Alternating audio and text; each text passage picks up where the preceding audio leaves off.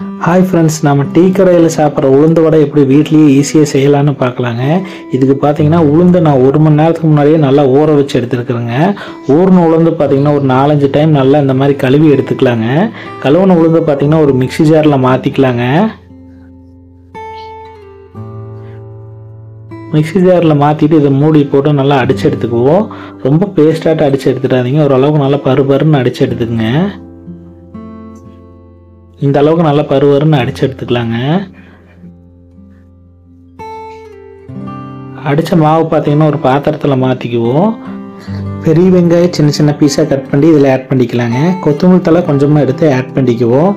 பச்சை மிளகா பார்த்தீங்கன்னா ஒரு 2 பச்சை மிளகா எடுத்து சின்ன சின்னதாக கட் பண்ணி ஆட் பண்ணிக்குவோம். இஞ்சி பார்த்தீங்கன்னா நல்லா தட்டி இந்த மாதிரி ஆட் பண்ணிக்கோங்க. மிளகு உங்களுக்கு தேவையான அளவு மிளகு ஆட் பண்ணிக்கோங்க. பெருங்காயத்தூள் பார்த்தீங்கன்னா ஒரு 1/2 டேபிள் ஸ்பூன் அளவு பெருங்காயத்தூள் ஆட் பண்ணிக்கலாங்க. இது கூட பச்சரிசி மாவு பார்த்தீங்கன்னா ஒரு 4 டேபிள் ஸ்பூன் அளவு பச்சரிசி மாவு ஆட் பண்ணிக்குவோம். கடலை மாவு பார்த்தீங்கன்னா ஒரு 2 டேபிள் ஸ்பூன் அளவு கடலை மாவு ஆட் பண்ணிக்கலாங்க. தேவையான அளவு உப்பு ஆட் பண்ணிக்குவோம். இது நல்லா பிணைஞ்சு எடுத்துக்கலாங்க.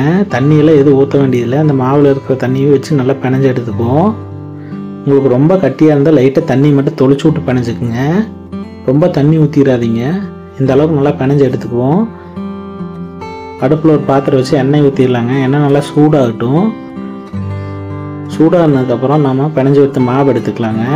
மாவு எடுத்து கையில் இந்த மாதிரி உருண்டை பிடிச்சிங்க. கையில் இந்த மாதிரி உருண்டை பிடிக்கும். உங்களுக்கு வள்ளினா கையில் தண்ணி நினச்சிட்டு இந்த மாதிரி உருண்டை பிடிச்சிங்க, கரெக்டாக வரும்.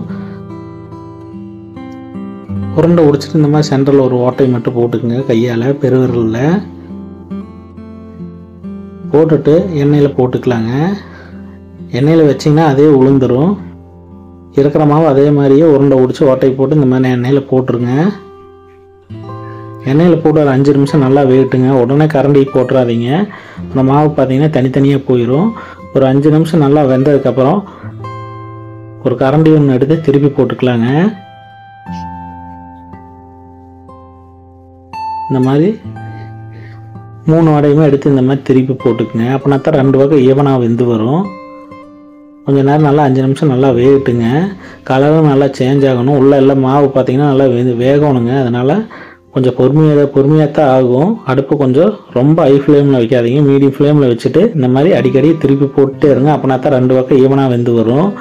கலர் நல்லா சேஞ்ச் ஆகி வரணுங்க. இப்போ பார்த்தீங்கன்னா கலர் நல்லாவே சேஞ்ச் ஆகி வந்துருச்சு. இப்போ நல்லா திருப்பி போட்டுட்டு 3 வடையுமே எண்ணெய் வடித்து எடுத்துக்கலாங்க.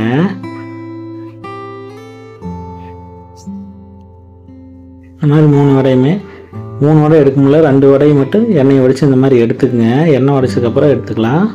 மிச்சம் இருக்கிற மாவும் அதே மாதிரி உருண்டை உடிச்சு ஓட்டை போட்டு எண்ணெயில் ஆட் பண்ணிக்கலாங்க. ஆட் பண்ணிவிட்டு ஒரு 5 நிமிஷம் நல்லா வேகட்டுங்க. வெந்ததுக்கப்புறம் மறுபடியும் திருப்பி போட்டுக்குவோம்.